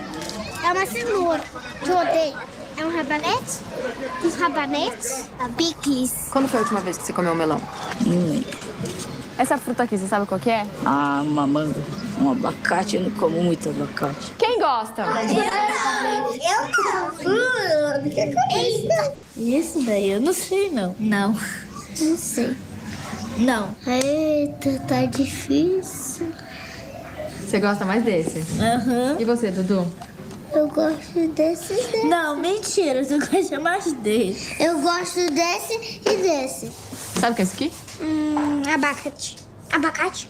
Quando foi a última vez que você comeu uma manga? Eu nem me lembro. You know, the question of where childhood obesity started and if this is truly an epidemic, I believe it started in America. And I believe it started because coming out of World War II, before World War II, people made food, but coming out of World War II, and also a little bit World War I, we saw wartime technology needing to become peacetime businesses. And so we saw refrigeration and trucks and processed foods all coming as technologies out of the wars. And these big technologies needed to become peacetime big businesses. And when they did, we started becoming enamored in our country with this highly processed foods. And I think it started here in our country, almost ground zero, and it spread like an epidemic all over the world.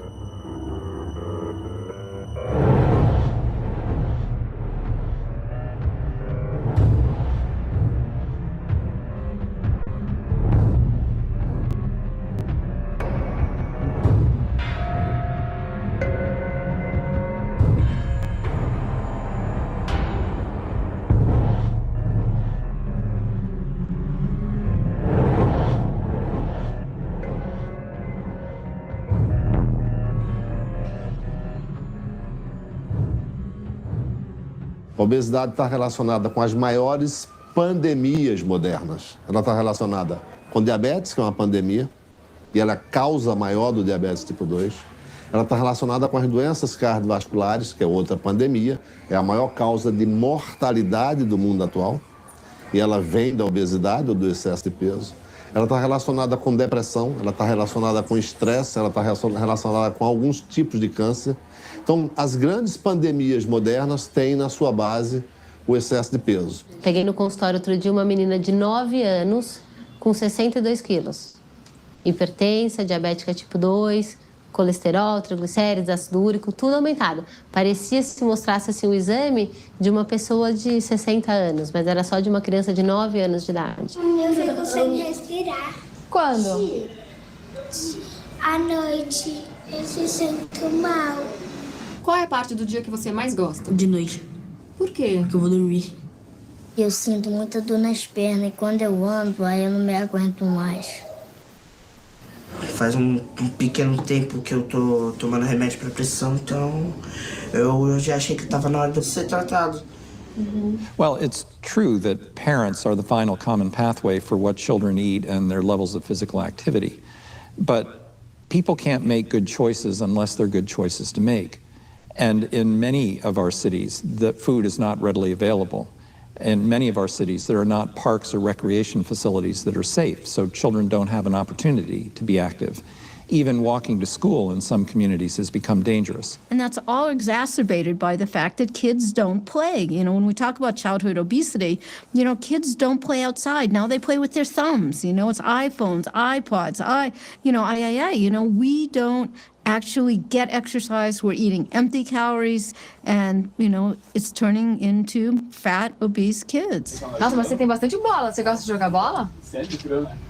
Sim ou não? Não, porque é muito fácil cansar.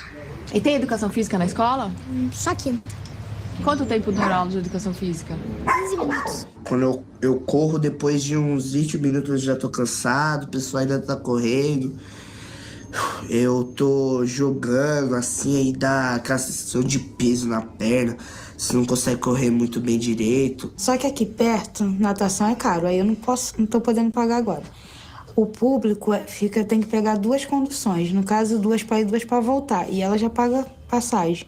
Aí já fica 4, fica difícil. Acho que também na educação física na escola é bom para a saúde da criança, porque na escola do meu filho tem, mas é só teórica, não é prática. É só na teoria, é só no quadro e pronto. O que você faz no recreio? De merenda e fica sentado até bater o sino, porque quem fica correndo lá vai pra diretoria.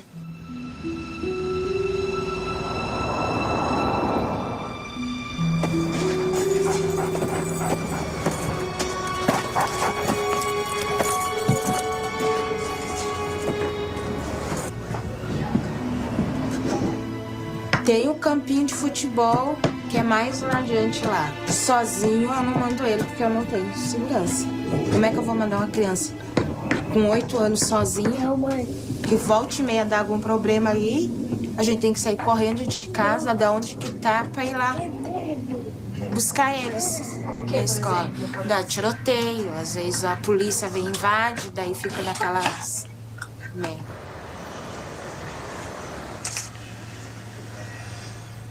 Briguento. Eric, é verdade? Quando você briga por causa de quê? Medo. Daí ele chora, que eu boto pouco, daí ele diz assim, eu vou chamar a polícia, eu vou mandar prender vocês estão me matando de fome. Não, Eric. Os coleguinhas levam o salgadinho, ele tava comendo, aí eu disse pra ela que se pudesse, que ver, se não deixasse ele comer, principalmente o salgadinho, né? Por causa do sal, que tem problema de pressão. Ele chega a trocar as coisas, material dele no colégio pra pela merenda dos colegas. Né? É isso, Eric? O que você troca, por exemplo? Meu borracha. Por o quê? Lápis. Né? Borracha e lápis por o quê? Salgadinho. Alguém aqui toma refrigerante todo dia? Vocês preferem tomar refrigerante ou água?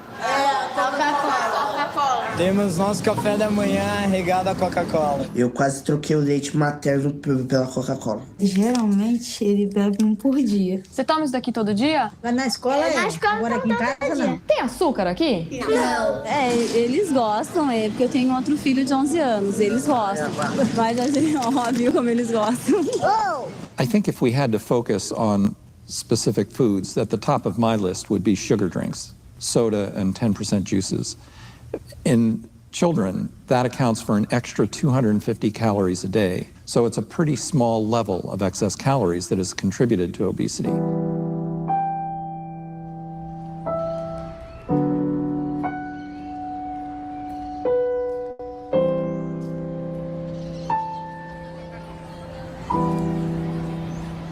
Com certeza, as calorias não são todas iguais. O fato de alguém ter um excesso diário de 100 calorias pode fazer essa pessoa engordar até 4 quilos por ano.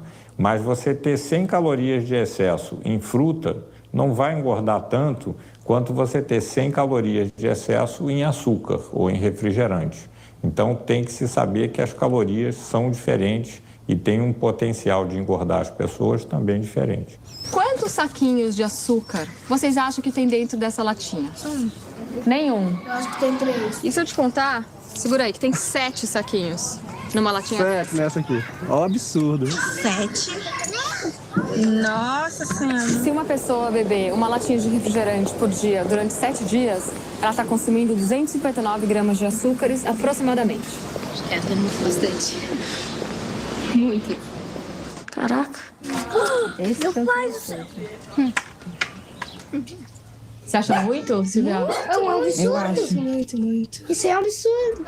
Bom, uma pessoa que consome uma latinha de refrigerante por dia durante um mês, ela está consumindo 1 quilo, 110 gramas de açúcar aproximadamente.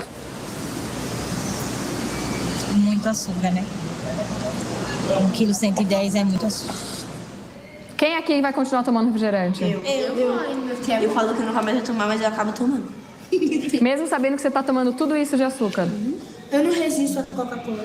Você? Eu também não. Eu abro a felicidade.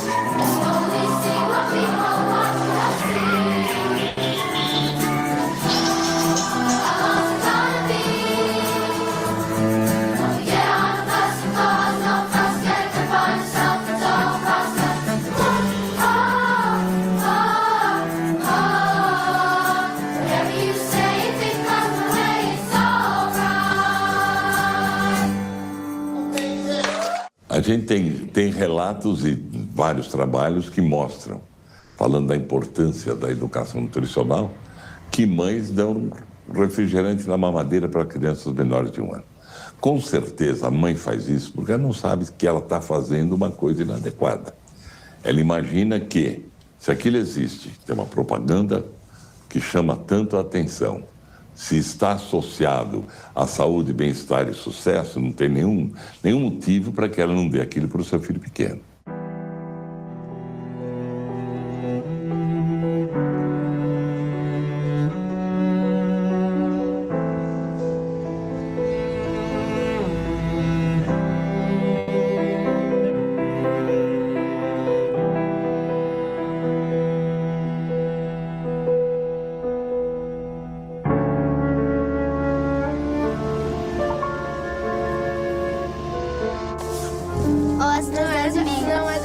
Das 9, não é? Não, é das 8. É das 8 que termina às 9. Com 3 anos, eu comecei a notar uma mudança nela, né? Ela bebia muita água e tava urinando muito, né? Daí eu fui e fiz o exame de sangue nela e foi onde a gente descobriu que ela tava com diabetes, né? O diabetes, o que ele causa? Causa um processo aterosclerótico precoce generalizado, ou seja, todas as artérias do indivíduo começam a sofrer um entupimento.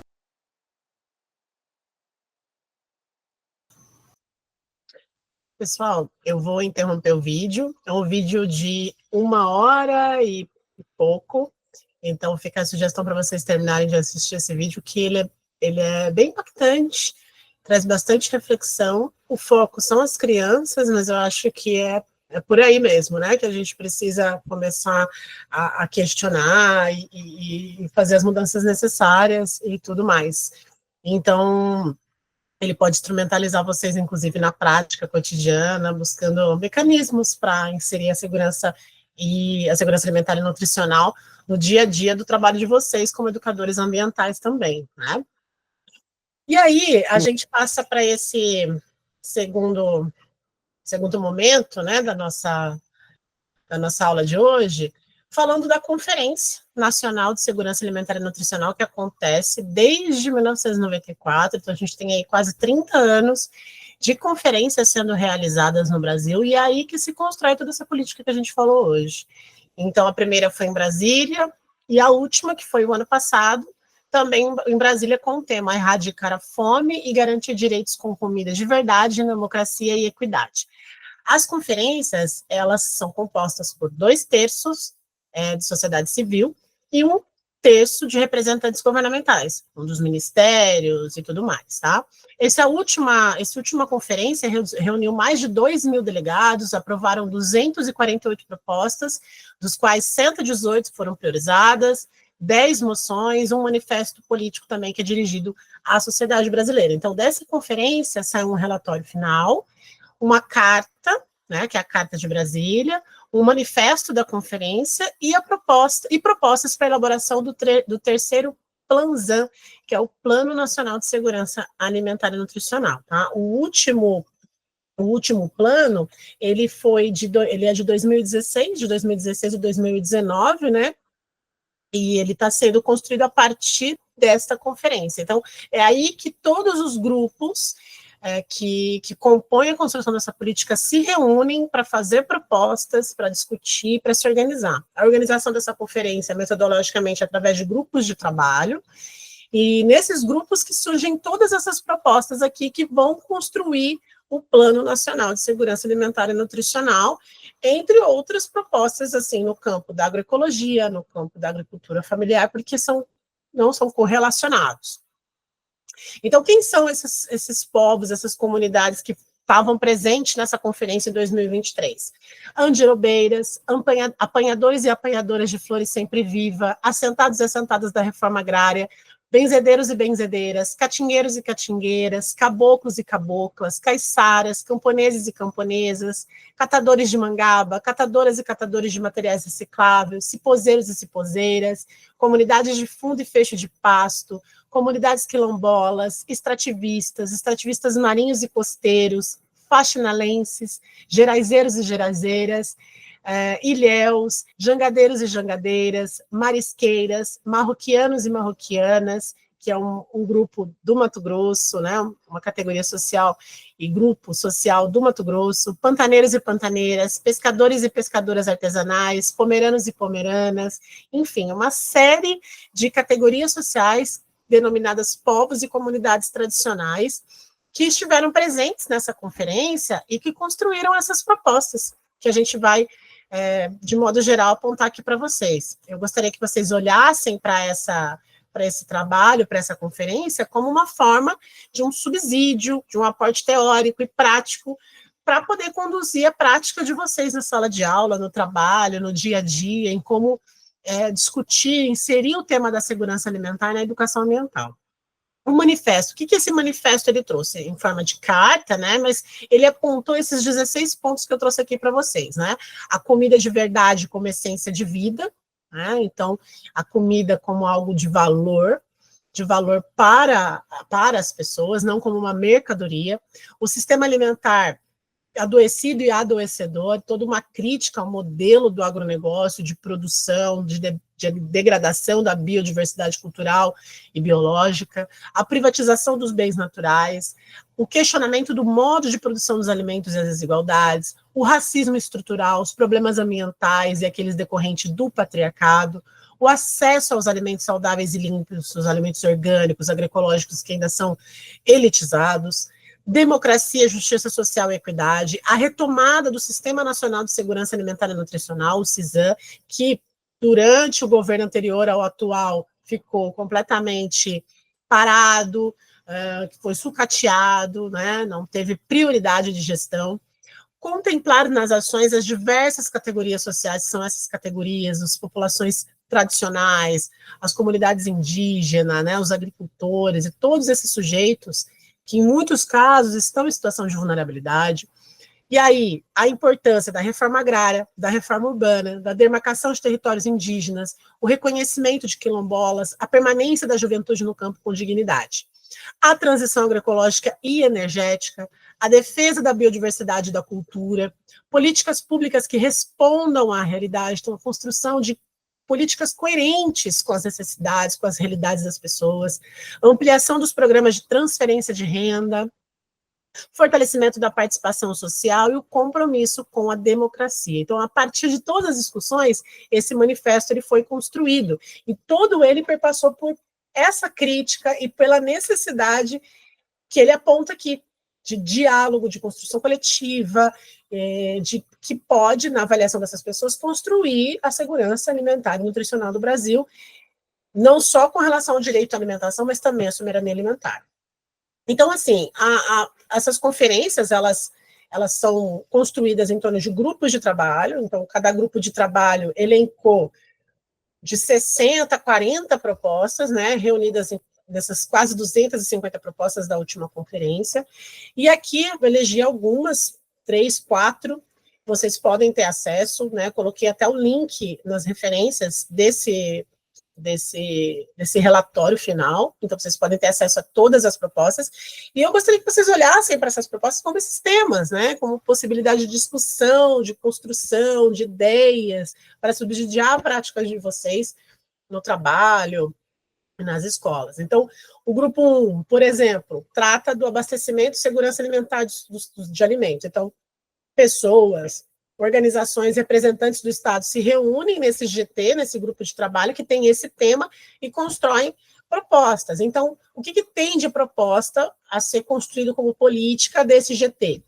Instituir e implementar a política e o Plano Nacional de Abastecimento, que é um pouco do que a gente falou no outro slide, né, sobre como esse alimento chega até o prato. Então, a gente teve o lançamento do Plano Nacional de Abastecimento Alimentar, que é o PLANAB, primeira política, e também o PLANAP, que é o Plano Nacional de Agroecologia e Produção Orgânica, que foi lançado dia 16 de outubro, no último dia 16 de outubro, foi o Dia da Alimentação. Então, é um avanço histórico o lançamento desses dois planos, essas duas políticas, e todas elas articuladas às propostas do Grupo de Trabalho de Abastecimento e Segurança Sanitária de Alimentos dessas conferências, né? Fomentar a criação, ampliação e estruturação das feiras livres agroecológicas, da agricultura familiar e centros de distribuição para logística, implementar a participação da sociedade, né? No processo, principalmente, do sistema de vigilância sanitária, porque ele precisa estar adequado à realidade. Muitas vezes esses processos de vigilância sanitária não estão adequados à produção artesanal, à especificidade da produção de base familiar, então você acaba excluindo esses sujeitos, né, da produção, da comercialização, do beneficiamento, por uma falta de uma política mais específica, mais simplificada, mais integrada à realidade de base familiar na agricultura. Né?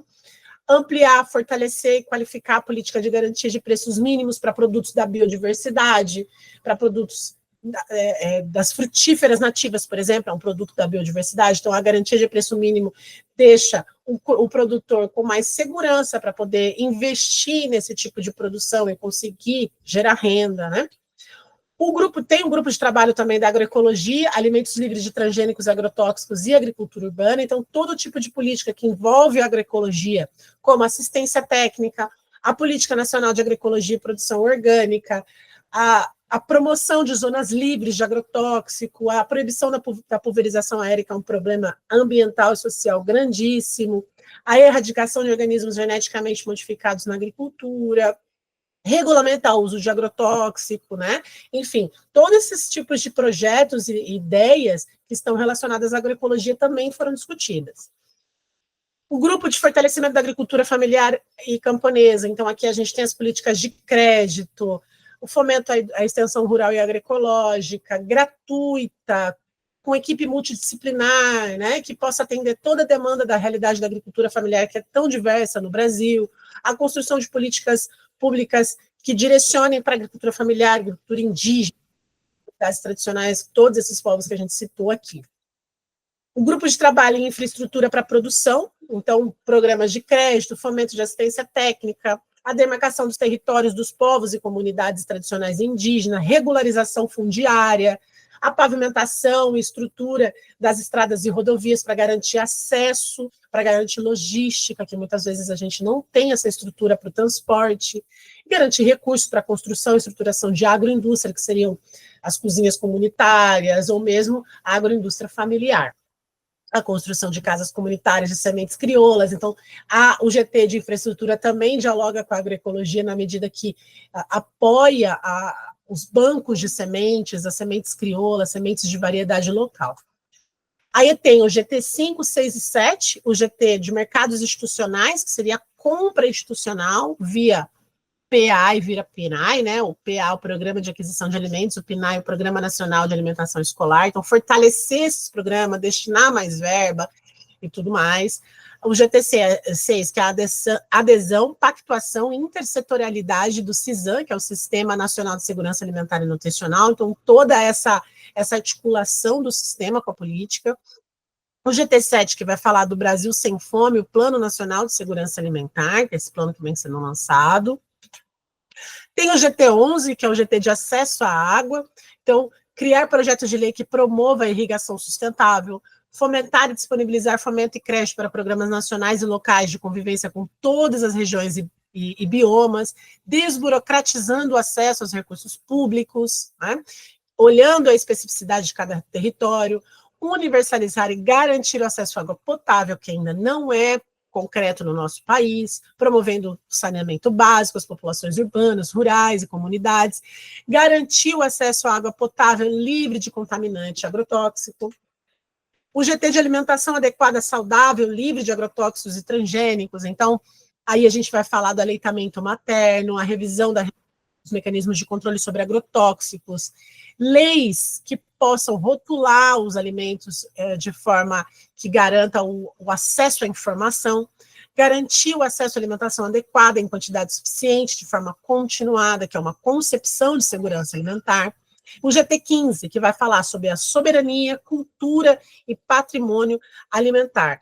Então, a gente vai estar falando aqui desse conceito mais amplo da segurança alimentar, que vai para o campo da soberania, para que a cultura alimentar ela seja representada, para que a gente tenha um aporte para essas comunidades, para que elas consigam preservar os seus recursos genéticos, que elas consigam preservar a sua cultura, preservar o seu hábito alimentar, para que esses processos de padronização internacional da alimentação, ele seja barrado de alguma forma. E o vídeo, ele traz um pouco disso, né? Uma alimentação industrializada, ultraprocessada, e como isso reverbera na saúde das crianças, não é? Porque quando a gente é adulto e faz determinadas escolhas, é uma coisa, mas quando você é criança, é uma responsabilidade muito grande com esses seres, né? Onde a gente precisa cuidar. Então, quando a segurança alimentar, quando os grupos de trabalho que discutem a segurança alimentar propõem a soberania, a cultura e o patrimônio alimentar, ele está querendo barrar esses processos de padronização, essa homogeneização do alimento, essa importação desse hábito que muitas vezes não é nosso. Então, a gente viu ali o exemplo de uma criança que mora na região norte do país, com uma biodiversidade exuberante, uma série de alimentos que a gente não tem acesso, e acaba que consome o que o mundo inteiro está consumindo, né? Refrigerante, né, salgadinhos e produtos extremamente industrializados, e que impactam na saúde delas, né? Então, essa questão da alimentação e da cultura é muito importante para a soberania alimentar, né? O grupo de trabalho 16 vai falar de equidade racial, e aí letramento racial, a gente vai falar de uma educação antirracista, aprofundar a participação das pessoas nos processos de decisão, para que seja realmente equitativo, justo, onde toda a população seja ouvida, a população negra, os povos e comunidades tradicionais, a população LGBTQIA+, população em situação de rua, população carcerária, povos originários, comunidades quilombolas, pessoas imunossuprimidas, pessoas com deficiência, para serem prioritários, né, para editais de chamadas públicas, para que a gente tenha esse processo de equidade mesmo, de justiça social. Então, criar estratégias e inclusão socioprodutiva no meio urbano, no meio rural também. Comunidades quilombolas, povos e comunidades tradicionais. Esse GT, ele discute esses temas das comunidades tradicionais, né? Então, regularização dos territórios, seja de pesca, territórios marinhos, territórios quilombolas, terras indígenas, fomentar as práticas ancestrais de conhecimento de plantas medicinais aromáticas para que estejam efetivas nos programas e nas políticas, formular e definir políticas e programas e ações de saúde que dialoguem com a sabedoria ancestral, para que haja esse cuidado com o conhecimento tradicional, para que ele não se perca, para que ele não seja subjugado, dito como inferior, assegurar e cumprir com urgência as medidas legais efetivas para proteger os territórios dos povos e comunidades tradicionais de ações predatórias decorrentes de explorações diversas. Então, para vocês verem o peso que todas essas comunidades, todos esses guardiões têm na política de segurança alimentar. Como isso também dialoga com a agroecologia, como isso dialoga com a educação ambiental, né? Então, tem o GT dos povos indígenas, o GT Terra, Território e Reforma Agrária, o GT Agenda Internacional. No caso dos povos indígenas, é a demarcação de terra, né? É garantir a soberania alimentar desse sujeito, né? A tradição, a forma de se alimentar, transferência de renda através de programas de assistência, como Bolsa Família e uma série de outras medidas de transferência de renda, fortalecer e garantir recursos para a produção alimentar desses povos.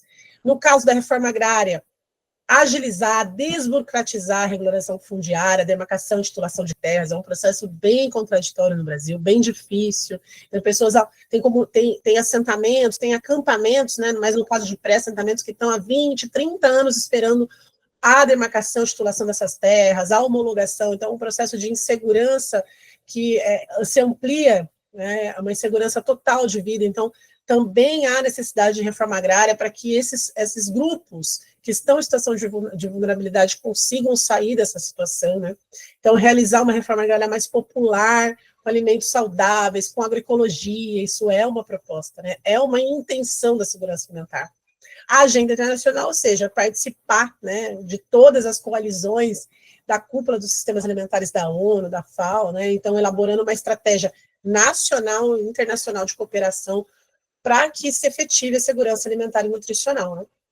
E o GT 21, que vai falar da educação, né, da educação alimentar e nutricional, a formação em segurança alimentar e nutricional e comunicação, então garantindo recursos, principalmente, para que se amplie as ações de educação ambiental, tanto recursos em nível estadual, municipal, federal, distrital, para que seja participativo entre as comunidades e povos das águas, da cidade, do campo, eles possam, das florestas, né, também, eles possam participar e construir essas políticas, como é feito pelas conferências que a gente está tendo a oportunidade de aprender aqui.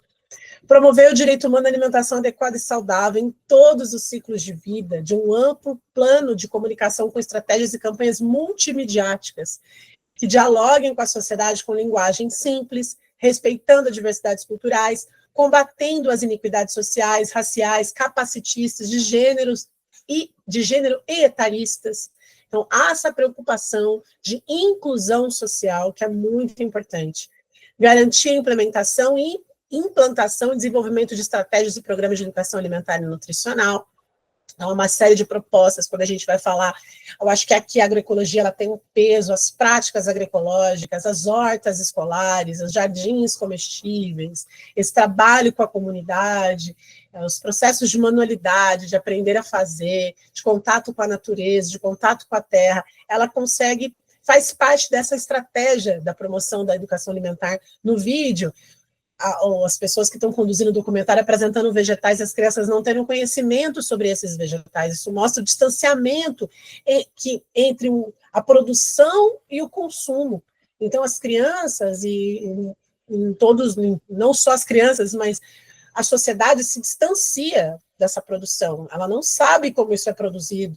Então o que a gente entende? Que o acesso ao conhecimento nos liberta, né? O conhecimento joga a luz sobre algo que está, né, escurecido. Então, a gente entende que essas estratégias, a agroecologia contribui, a educação ambiental contribui para a criação dessas estratégias em educação alimentar e nutricional. E inserir a agenda da primeira infância nos processos de educação e formação permanentes. Então, o olhar para a criança, que no processo de educação, geralmente, a gente tem muitos problemas, né, de conseguir atingir esse público de forma eficaz, onde a educação ambiental ela consiga ter corpo, ela consiga transformar a realidade mesmo, tá? Então, pessoal, aqui estão algumas referências, né, as referências do CONSE, aqui tem um site para vocês buscarem o relatório final, uma forma de vocês subsidiarem a prática de vocês terem essas referências. Se vocês quiserem fazer alguma observação, se vocês tiverem alguma experiência para relatar, fiquem à vontade, tá aberto para isso. Se tiverem alguma dúvida também, queiram perguntar, trazer alguma experiência de vocês, fiquem à vontade.